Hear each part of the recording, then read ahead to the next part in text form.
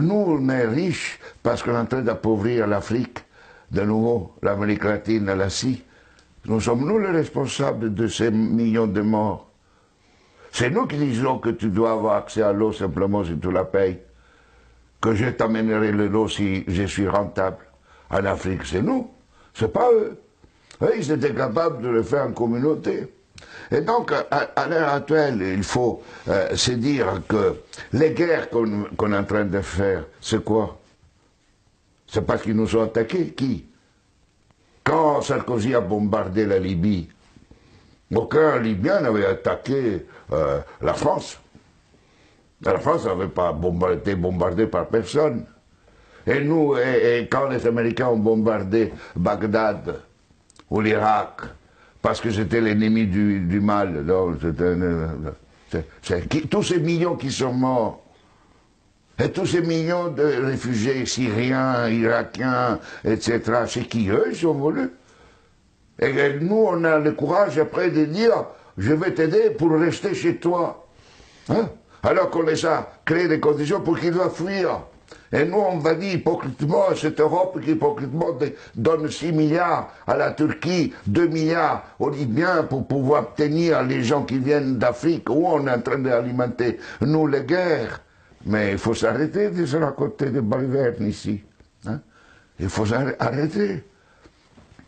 La guerre ne se fait plus parce qu'on tue l'ennemi.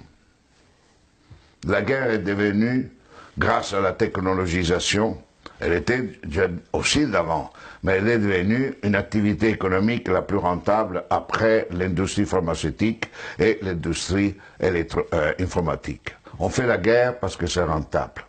Et malheureusement, si nous ne changeons pas nos dirigeants, et nous-mêmes, hein, dans le sens, pas individuellement, mais les systèmes de valeurs fondamentaux, la sécurité nationale qui explique la guerre, la souveraineté nationale, l'appropriation privée du vivant, etc. Tout ça, on fera la guerre. On fera la guerre, pourquoi? Parce que pour cela, deviendra une activité de plus en plus rentable. D'ici quelques années, si vous éliminez la guerre, le PIB mondial chutera, d'après le système dominant. Elle ne chutera pas si on est dans ce autre système. Au contraire, la guerre, la disparition de la guerre sera une source de richesse. Mais c'est pour cela que les dominants à l'heure actuelle ne veulent pas réduire les armements, ne veulent pas réduire les occasions de guerre. Parce qu'imaginez-vous la France sans la guerre. Que serait comme économie? Imaginez-vous les États-Unis sans guerre, deviendraient des pauvres. Des économies pauvres. Donc aujourd'hui, on est entré dans une phase où on fait la guerre parce que c'est rentable.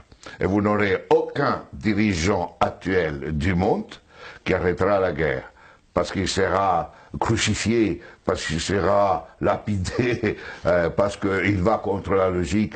La guerre fait augmenter le PIB mondial. La guerre permet la croissance économique.